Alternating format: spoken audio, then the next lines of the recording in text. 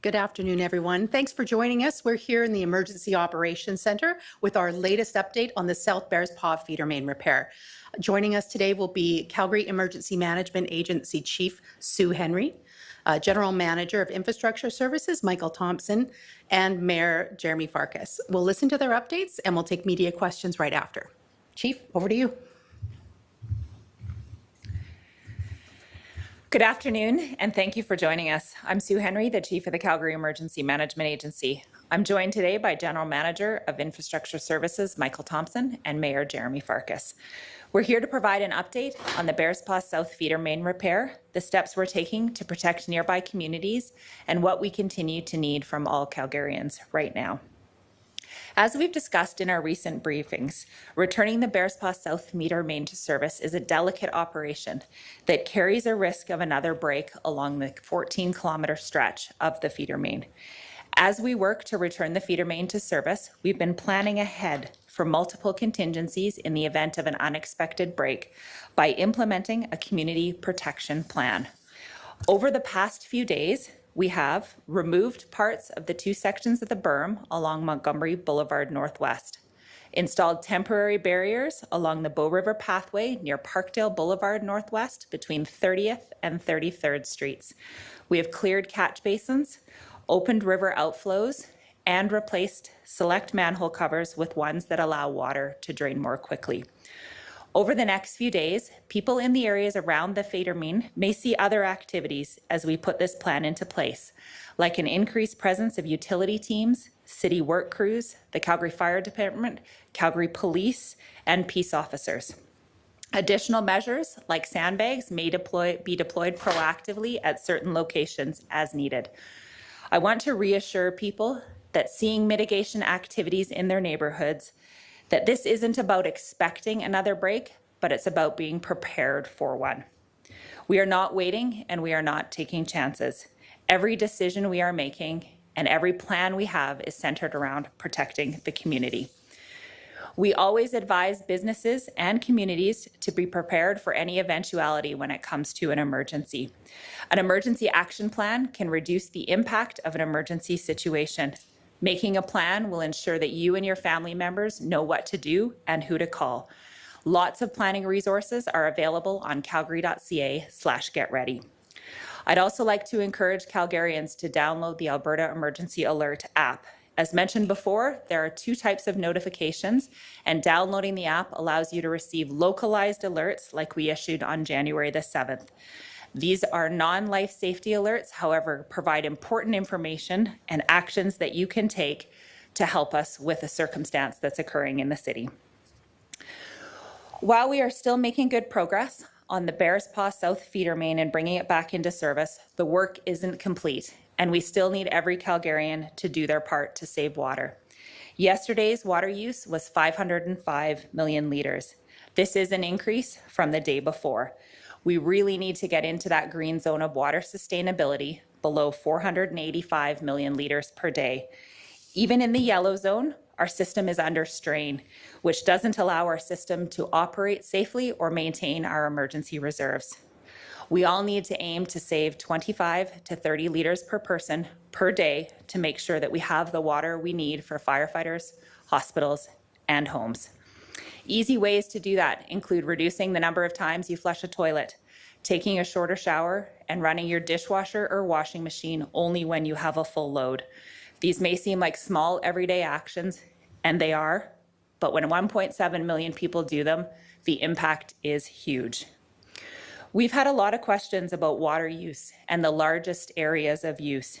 As you can see, residential use is the largest use. 60% of our water use is used by residential households. And that is why we feel so strongly that each and every one of us can make a difference. Thank you to everyone who is saving water. Every litre really does count. I'll now turn it over to General Manager Michael Thompson to provide an update.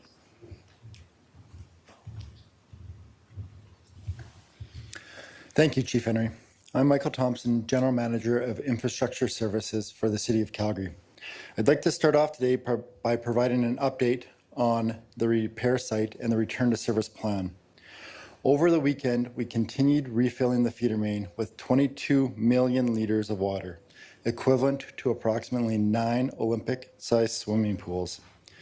Refilling the pipe does not impact daily demand levels as we're using water from the Bearspaw water treatment plant and not the Glenmore water plant and the Glenmore reservoir. We are now collecting samples to test the water to make sure it is meeting or exceeding regulatory standards from Alberta Health Services and Alberta Environment and Protected Areas. Once we have completed the testing process and the water is safe to drink, we will begin stabilizing the system, which includes turning on the pumps at the Bearspaw water treatment plant and starting to flow water through the pipe. Increasing water flow through the pipe comes with risk. Once the pipe is returned to service, we will begin the process of easing out of water conservation. If everything goes well, we will return the pipe to service in the next few days. We are focused on returning the pipe to service as quickly and safely as possible. The timeline is contingent on water testing and stabilizing the pipe slowly as we monitor how it responds to water flows. Plans are in place to support how we will respond to future potential breaks. If the pipe is stable and water conservation efforts are eased out of, we will return in the spring and fall to do planned work to reinforce numerous sections of the pipe that are at most risk of a future break. This will require stage 4 restrictions and indoor water conservation at that time. We are waiting until the spring because that is when the spring snow melt starts and the Elbow River flows into the Glenmore Reservoir are high enough that it can be refilled. If we experience another break as we return the pipe to service, stage 4 water restrictions and indoor water conservation will remain in place, and we will begin repairs both on the new break and will move ahead with the reinforcements of numerous other sections of pipe. We will work closely with those in the area to make sure they are informed and to provide support should any of these contingencies be needed. Finally, as I mentioned on Saturday, we are putting a different feeder main back into service at Memorial Drive and 52nd Street in the Northeast. Planned repairs are complete, and having this feeder main back in service helps us move water more effectively through the east side of the city. People in these areas of the city may notice a few temporary conditions in their water over the next few days, like a slight drop in water pressure, cold water appearing cloudy, what we call turbidity, or a chlorine smell as we use chlorine to disinfect the feeder main before returning it to service. I want to reassure people in the area that these conditions are temporary and safe, and they are not related to our work on the Bearspaw feeder main. Your drinking water remains safe to drink. We will have more updates as the week progresses and as we move forward on returning the pipe to service. During this time, we still need your help to reduce pressure on the system. Until we are out of this vulnerable period, the actions taken across Calgary matter. I want to thank Calgarians for their support as we return the pipe to service. Just like you depend on water, right now, your water system depends on you. I'll now hand the podium over to Mayor Farkas.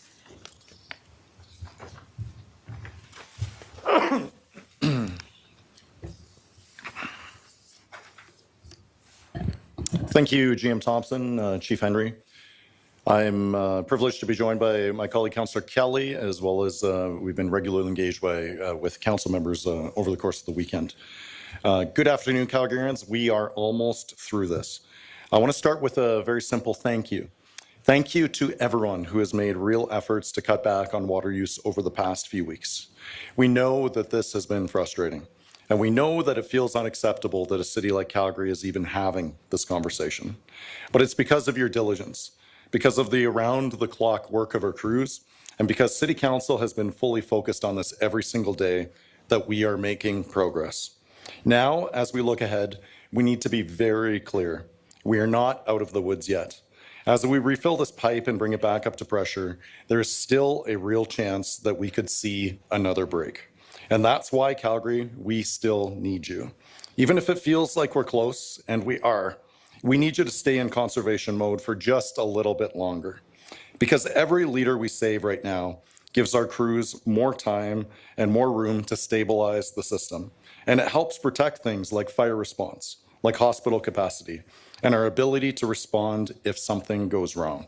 So please, keep showers short, hold off on laundry and dishes where you can, only flush when necessary, avoid outdoor use, and keep thinking only what I truly need. If another break happens, however, we are ready, not only to repair that location as quickly as possible, but to immediately begin planned reinforcements on other identified weak points along this line. If we can bring back the pipe into service without incident, it means these short-term restrictions can come to an end. But we also need you to understand this. The work won't be done. This pipe will still need to come offline again in the spring and again in the fall so we can complete further reinforcements and keep it operating until the replacement feeder main is finished. So today, as the pipe is refilled, we will be doing extensive quality and safety testing before we can reconnect it into Calgary's water supply. This has been a very eye-opening experience. We learned that the safety measures we believed were in place before December 30th did not work the way we expected them to. We now know that this pipe can fail again. And it's that new reality that has changed our approach. And it's clarified three things. First, we need to move faster. Second, we need to detect risks sooner. And third, we need to operate at the pace Calgarians expect and deserve. Because moving forward, we are in uncharted territory. But here's what I know. Together, we are almost through this incident. Together, we'll prepare for the planned interruptions in the spring and fall. And together, we will adapt to a new reality that until the replacement pipe is fully in the ground and online, we may still face further challenges. This pipe, this terminally ill piece of infrastructure, has reached the end of its life. And that is exactly why we're putting every ounce of focus and energy into solving this, not just today, but for the next generation. Thank you, Calgary. Let's keep doing our part. We're happy to answer any questions you may have. Maybe this is for GM Thompson. I'm just wondering about the road and the work now that it's being completely paved. I mean, earlier today there was no active work that was happening. I know you guys have talked about the delicate nature of repressurizing and getting that pipe. Is that why all of those lanes have not reopened yet? And is there a timeline on when all of those lanes can reopen and vehicles can drive over it? Thanks for the question. So the question was really focused around when will 16th Avenue be opening up again? And the crews, like you mentioned, worked throughout the weekend, repaving that road and getting it ready to reopen. We will be reopening that this week. There's safety measures that we have to complete, putting the safety barriers back in place, cleaning up the site and finishing that and making sure that the road is safe to open. And so our primary focus is on safety, ensuring that it's safe to open. I also should mention we will have to come back in the spring and remove that temporary asphalt that we put down on Sunday and pave that road completely in the spring once the temperatures are better. So this is a temporary patch to get us through to the spring, and we'll be opening up 16th Avenue this week. I do, for the mayor, and this is more just on, you know, there's been a lot of talk, of course, since the independent panel review report came out, and just what councils and which mayors knew what about the city's water system. It talked about successive councils not acting well enough to prepare the city and to protect the city when it comes to water. Of course, you were on council before. There was no action or not action that wasn't strong enough during your previous term. Was that due to just a lack of action or a lack of information that your previous council just didn't have at the time when it came to the need to work quickly? So the independent panel review that we conducted our special meeting on council on, the chair as well as the panelists really highlighted that it was 21 years of successive decisions that had been made both at the political level and the city administration that had contributed to an environment where this was allowed to happen. On a go-forward basis, our council is united in terms of actioning recommendations from the report, improving the accountability and governance of our water utility generally, as well as moving lightning fast to procure, design, build the replacement pipe. In the short term, we're asking Calgarians to help support our first responders, our emergency crews, to conserve water, to ensure that we're limiting flushes only to when necessary. We're only running laundry and dishes when full. That sort of thing. We need to step up in the short term. If it's 20 to 30 litres per individuals we can save, it can bring us back to the sustainable zone. But as a council, we're very committed to actioning the recommendations as laid out in the report. There's some longer term questions in terms of whether the city moves to a wholly owned subsidiary, what the exact model might be. But make no mistake, our council is moving lightning fast to get this done, to ensure that we can take those learnings from the past and ensure that this never happens again. You mentioned earlier, Mayor, about moving faster and the kind of 3 steps that you'd have to do, in case of these in the future. So what are you doing now to kind of prep in case there is another rupture, as you repressurize this, or even in spring, to kind of make sure you're moving faster and keeping up with those steps you laid out? Yeah, I'll ask GM Thompson to weigh in on the exact details. Thanks for the question. So the question really is, what are we doing right now to make sure we're moving faster so that we're ready should something happen? And so we have purchased the repair parts. We have the steel pipe ready, the adapters ready should there be another break in this pipe. We've done tabletop exercises so the crews are ready and they know what to do. The crews are out there operating this pipe and the water system. They're ready to react. Should there be another break, we can turn the pipe off quickly to reduce the water use or loss and get to the site right away. You'll start to see equipment around the area.